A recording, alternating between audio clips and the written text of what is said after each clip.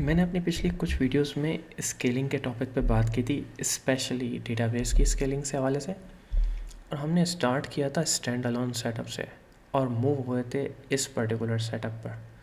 और मैंने ये बताया कि सिस्टम इवॉल्व कैसे हुआ है ग्रेजुअली, ठीक है, स्टेप बाय स्टेप। तो सिस्टम जो है वो डे ज़ीरो से कॉम्प्लेक्स नहीं होता, आहिस्ते आहिस्ते सिस्टम में कॉम्प्लेक्सिटी आती है। अगर मैं उसी चीज़ को थोड़ा सा जूम आउट करूँ और उन सबको मुझे एक पेपर पे रखना हो तो वो कुछ इस तरह होगा कि ये मेरा स्टैंड अलोन सेटअप है, बिल्कुल क्लीन और simple, one node one connection, read write की कोई पंगे नहीं, स्ट्रॉन्ग कंसिस्टेंसी, सब ज़बरदस्त लग रहा है। लेकिन ये इंक्रीजिंग वर्कलोड, जब बहुत ज़्यादा वर्कलोड होगा तो ये हैंडल नहीं कर पाएगा। इस प्रॉब्लम को हमने किस तरह सॉल्व किया? क्लस्टर सेटअप के थ्रू। इसने हमारे इंक्रीजिंग वर्कलोड को तो हैंडल किया, लेकिन हमें दूसरे चैलेंजेस हमें दे दिए, ठीक है। हमने कितने कंपोनेंट सेट किए? Proxy and replica, 2 component. और उसकी वजह से हमारे इंफ्रास्ट्रक्चर में चेंज आया, हमारे रीड राइट कनेक्शन डिस्ट्रीब्यूट हुए, हमने अलग अलग किए, उसका इम्पैक्ट हमारे कोड पे आया, हमारी डाउ लेयर्स स्प्लिट हुई। और the most important thing is हमारे पास रेप्लिकेशन लैग आई, जिसकी वजह से हमें आउटडेटेड रीड्स जो हमारे कोड में होंगे उसको भी हमें हैंडल करना होगा। फाइनली हमने एक और चीज़ देखी जो कि बैकअप मैनेजमेंट से रिलेटेड थी, कि हमने अपने सिस्टम में बैकअप्स को इंट्रोड्यूस किया। क्यों? ताकि हमारा अगर पूरा सिस्टम डाउन हो जाए तो भी हम उसको रिस्टोर कर सकें बैकअप्स के थ्रू। इसमें हमने ये चीज़ देखी कि अगर कोई भी कंपोनेंट यहाँ पे स्लो होगा ना इन दोनों में, तो यहाँ पे वॉल्स एक्यूमुलेट होंगे, और अगर वॉल्स एक्यूमुलेट होंगे तो यहाँ पे डिस्क यूसेज इंक्रीज़ होगा, और डिस्क यूसेज इंक्रीज़ हुआ तो ये लीडर जो है वो शट डाउन हो जाएगी और यहाँ पे पूरा सिस्टम अनहेल्दी होगा, ठीक है। और इस पर्टिकुलर चीज़ को मैंने रिजेंबल किया था प्रोड्यूसर कंज्यूमर पैटर्न के थ्रू, ठीक है। तो पॉइंट बताने का ये है कि हमने वक्त के साथ साथ अपने सिस्टम को इवॉल्व किया, हमने एक प्रॉब्लम सॉल्व किया, लेकिन दूसरे नए चैलेंजेस हमारे सिस्टम में आ गए। तो ये हो क्या रहा है? दरअसल ये डिस्ट्रीब्यूटेड सिस्टम है, और मैं अपनी लिंक्डइन पोस्ट पे अक्सर बताता रहता हूँ कि distributed system are inherently complex. तो जो भी हमने यहाँ पे डिसीजंस लिए ना, और ये जस्टिफाइड डिसीजंस थे और ये सही डिसीजंस थे, इवन दो ये सही डिसीजंस होने के बावजूद हमने कॉम्प्लेक्सिटी का सामना किया, राइट। अगर ये बुरे होते तो और बेड़ा गर्क होना था, ठीक है। तो इसका मतलब ये है कि जब भी हम कोई कंपोनेंट नया ऐड करते हैं ना, तो उसकी अपनी एक नीड है, अपनी एक लिमिट है, और उसके अपने फेलियर क्लासेस हैं जो कि हमें ऑब्जर्वेबल बनानी पड़ती हैं जब भी हम नए सिस्टम, अपने नए कंपोनेंट अपने सिस्टम में ऐड करते हैं। इसीलिए ये बहुत ज़रूरी है समझना कि जो हम नया चेंज ला रहे हैं उसकी वजह क्या है।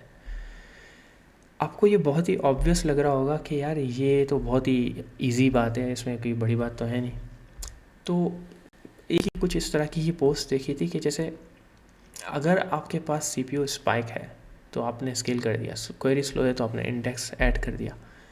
ऐसा नहीं होता। आप रूट कॉज एनालिसिस करते हैं और आप देखते हैं कि यार रूट कॉज क्या है, और फिर उसके बाद आप एक्ट करते हैं, या फिर देखते हैं कि यार उसके हिसाब से सॉल्यूशंस आप प्रोवाइड करते हैं। और हमने अभी ऑलरेडी देखा कि कंपोनेंट ऐड करने की कितनी कॉस्ट है, इवन दो वो राइट डिसीजन है। तो मैं ये कह रहा हूँ कि चलो हमने एक बहुत ही अच्छी रूट कॉज एनालिसिस की, और हमने ये जस्टिफाई कर दिया कि नहीं, इस प्रॉब्लम का सॉल्यूशन नया कंपोनेंट ऐड करना ही है for the sake of argument. फिर बात आती है कि यार चैलेंजेस तो फिर भी हैं, तो फिर क्या करें। तो इसका मतलब ये है कि हम कभी भी है ना प्रिडिक्ट नहीं कर सकते नए चैलेंजेस कि अभी नेक्स्ट क्या होने वाला है। आजकल इंफॉर्मेशन एज है और एआई का बूम है, आप उससे ब्रेन स्टॉर्मिंग कर सकते हैं और कुछ मतलब आप उससे आइडिया ले सकते हैं, बट स्टिल आप अपने सिस्टम में कुछ ना कुछ तो सरप्राइजेस देखेंगे ही, ठीक है। लेकिन ये जो जितने भी चैलेंजेस आते हैं ना, ये आते हैं आपकी ग्रोथ को इनेबल करने के लिए। क्यों? क्योंकि ये चैलेंजेस और ये प्रॉब्लम आपको सिस्टम को मज़ीद बेहतर समझने में हेल्प करते हैं। तो साइकिल ये होती है कि आप जब भी कोई चीज़ नई इंट्रोड्यूस करते हो, आप उसको ऑब्जर्वेबल बनाते हो कि जब भी कोई प्रॉब्लम आए तो हमें पता चले और हमारे पास इतना थ्रेशोल्ड हो कि हम रिएक्ट कर सकें। और फिर इवेंचुअली आप रूट कॉज एनालिसिस करके उस पर्टिकुलर प्रॉब्लम क्लास को रिमूव कर देते हो अपने सिस्टम से, एंड इवेंचुअली आपका सिस्टम बेहतर बेहतर बेहतर बेहतर होना शुरू हो जाता है। तो ये होता है हिसाब किताब। फाइनली जब भी आप कंपोनेंट ऐड कर रहे हैं ना, तो एक साथ बहुत सारे कंपोनेंट्स को टच करने की ज़रूरत नहीं है। आप एक वक्त में एक चीज़ पे काम करेंगे, उसको फुली अंडरस्टैंड करेंगे, उसको पूरा ऑब्जर्व करेंगे, एंड देन आप नेक्स्ट कंपोनेंट की तरफ जाएंगे। तो ये इंक्रीमेंटल चेंज होगा, ऐसा नहीं है एक साथ आपने बहुत सारी चीज़ों में, जितनी ज़्यादा आप चीज़ें टच करेंगे और रायता फैलाएंगे उतना ही प्रॉब्लम होगा। अगर टेक अवेज की बात की जाए या इस वीडियो से हमें क्या ख़ास करना चाहिए, तो जो कॉम्प्लेक्सिटी है ना वो कंपाउंडिंग है। आप जितने नए सिस्टम में कंपोनेंट्स ऐड करेंगे ना, उतनी ही आप कॉम्प्लेक्सिटी को कंपाउंड कर रहे हैं, और उन सब की जो क्यूमुलेटिव जो ट्रेड ऑफ्स वगैरह हैं, ये सिर्फ इंफ्रास्ट्रक्चर से रिलेटेड नहीं, ये आपके कोड में भी है। फॉर एग्जांपल आपने कोई नई डिपेंडेंसी, जितनी ज़्यादा नई डिपेंडेंसीज आप अपने कोड में ऐड कर रहे हैं ना, आप उस डिपेंडेंसीज के जितने बग्स हैं वो आपने अपने सिस्टम में इनहेरिट किए। उस डिपेंडेंसीज़ की अगर कोई वर्नरेबिलिटीज़ हैं वो भी आपके कोड में आ गई।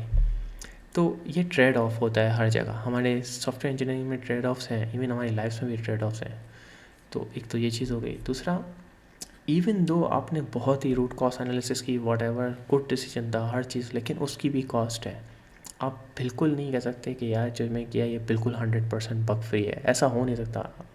आप देख लें जो भी सिस्टम जो हाईली अवेलेबल भी होता है वो भी 99.999, फिर वो 999 जितने ज़्यादा लगता है ना उतनी ज़्यादा हाई होता है, और वो जो एडिशनल 9 है वो उतनी ज़्यादा एफर्ट होती है उसको मेंटेन करने के लिए। और ये वाली बात जो कि कॉम्प्लेक्सिटी को अगर आप ऐड करें तो वो इंक्रीमेंटल करें, ऐसे ऐसे वन एट अ टाइम, ठीक है।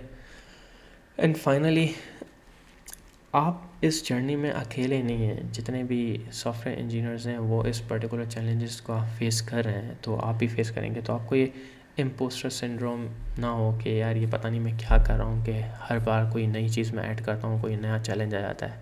क्योंकि जब आप इवॉल्व हो रहे होते हैं और सिस्टम में चेंजेस लाएंगे तो नए चैलेंजेस तो आएंगे ही। अब आप देखें ना, अगर हमारे अभी रिसेंटली एआई का इंतहाई बूम है, तो ओवरऑल सिस्टम में चेंज आया है, राइट।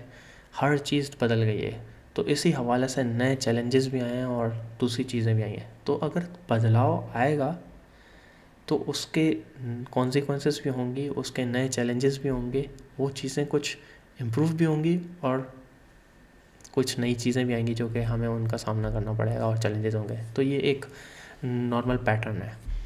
आई होप आपको ये वीडियो ने कुछ वैल्यू ऐड की होगी। If you have any questions please do let me know.